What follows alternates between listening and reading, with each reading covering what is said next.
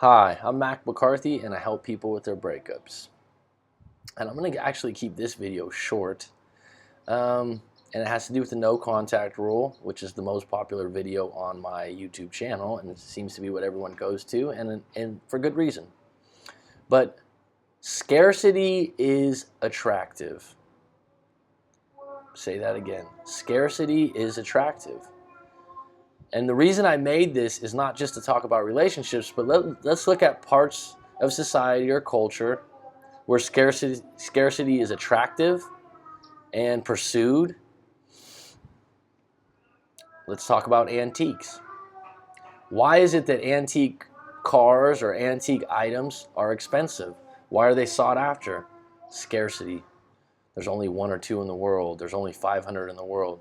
I got an uncle that bought a Roadrunner Pontiac. I think it's a Pontiac Roadrunner. I haven't even heard of them. It's an old muscle car from 1968 or 69. He says there's only 640 made. It's a pretty cool car. Paid over 40 grand for it. Thought that was a little expensive for a car like that. But why? There's only 600 made. Scarcity. Scarcity. When does the price go up on items? Supply and demand. Everyone's, oh yeah, I already know that. I already know that. Yeah, but do you know that about your relationship? Even when you are in a relationship, if you guys tend to spend a lot of time together and you're always, okay, I'm going to be home at this time, we're going to see each other, the scarcity's not there. The imagination's not there, and the value goes down, actually. You know, a guy that has to work a lot or a woman that has to work a lot, what happens? Oh, I really want to make some time with you. We don't have any time because it's been scarce recently. So scarcity is attractive. What does the no contact rule do? It creates scarcity. I don't know where you are. You're completely gone. I don't have it anymore, right? So what does a kid do when they're young and a friend comes over and they have a toy box? And you open up the toy box and you have, 15 toys in there. You have a dump truck and you have a G.I. Joe, or you have this or that. And your favorite thing to play with at that time is the G.I. Joes or the Army Men. And that kid takes the dump truck. What do? You go, oh, I want to play with the dump truck. I like that too, right? Would that be considered scarcity? Yeah, all of a sudden you're like, well, I don't have two dump trucks. I just have one. So look at other parts of life where scarcity makes something attractive, right? It makes it valuable, and that's what you're doing in no contact. And when you go like, well, I broke off no contact, but I still have her on my Snapchat, because that would be immature to not let her see my Snapchat. Or I'm kind of hoping that she just sees my Snapchat and sees that I'm out with a couple other girls. I'll be honest, that's what I'm trying to do. Does that work sometimes? Yeah, can work. Is that creating scarcity? Not really, because they're able to track your ass. If you want to just go, for example, let's get back to that car. He buys that car, that Pontiac Roadrunner. I've never even seen one on the road. It's the first time I've ever seen one, right? And he's going like, these are hard to find. Yeah, I mean, I've been around cars, forever. I've never seen one. Scarcity. Now I'll take this a step further. You're in the no contact. And in your experience, no contact worked in the past or didn't work, or you have a friend or family member that's telling you it worked for them or it didn't work for them. You're going to my channel, you're getting my take that's saying, do it for you. And if she comes back, it's a bonus. Work on yourself, move on, and go in no contact for you, not her, not because you're hopeful and wishful she'll miss you.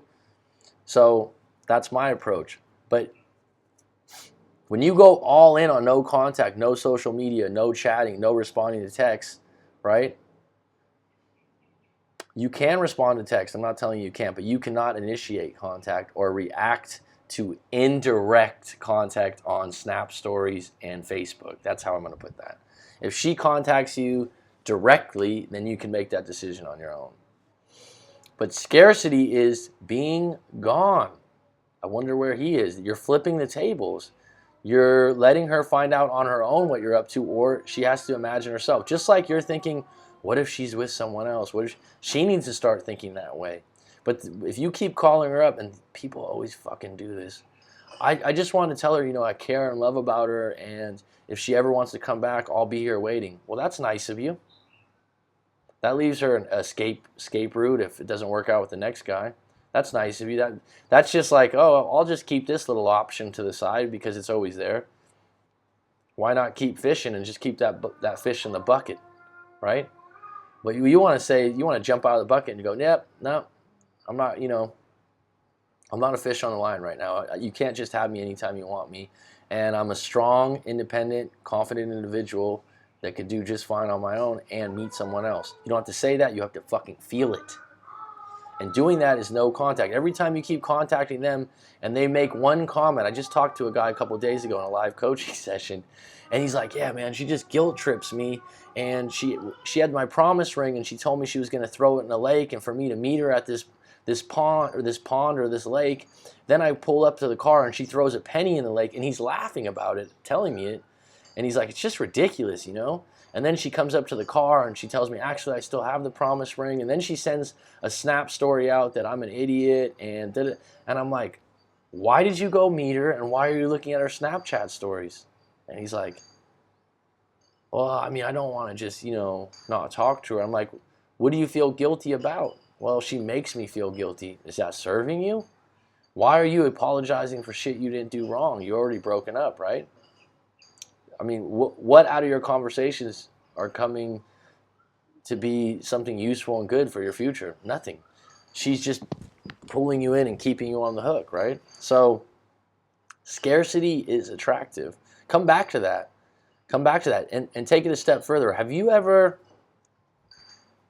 went to a cafe or a restaurant, or you were in school and there was a girl you had a crush on, or for the women out there, a guy you had a crush on, but you never really pursued it?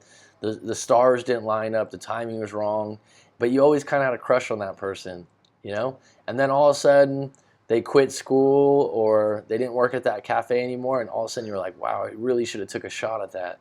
I wish I met her now. I remember there was a girl for me, she worked at a Peet's Coffee, which is like a Starbucks, if you don't know Peet's Coffee in California, and she was cute.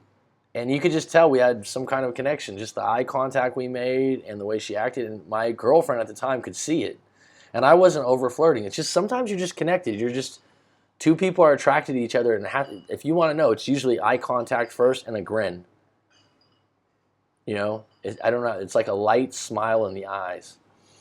And like I said, even my girlfriend at the time was like, gosh, the way she just looked at you, And I had a girlfriend at the time, didn't really play on it. Kind of was like, oh, that was nice, good looking chick. And 6 months later, or 7 months later, whatever it is, I got my time frames wrong, but I had broken up with my ex, or the girlfriend that was the girlfriend at that time. And I'm in line at a Starbucks, and that girl's behind me in line, and I'm fresh out of a breakup, and I'm just like, and she's like, oh, hi, she initiated the chat, and I'm like, oh, you don't work at the coffee shop? No, I don't work there anymore. And I'm like, all right. And in my head, I'm like, oh, should ask her out. I should, get her number, and we get in line, and then she walks away, and it was just a kind of a weak move. And then you think, oh, I'm going to see her again or something like that. No, you're not. Probably not. But what's attractive about that? I hadn't seen her in like 6 months, and I still was like, oh, God, I remember you.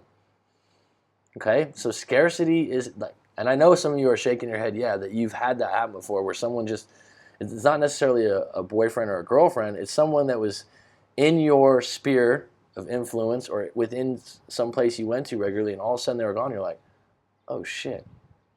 I remember there was another girl I worked with, and this was when I was 22 or 23. I lived in San Diego at the time, working in a big department store, and she was really cute, right? And I had a long distance relationship, and I thought she was sweet and kind to me, but she had a boyfriend at the time. I thought she was just a little flirty and stuff.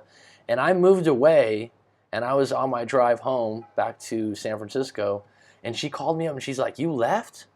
You really moved away? I didn't think you were really moving. Oh, no.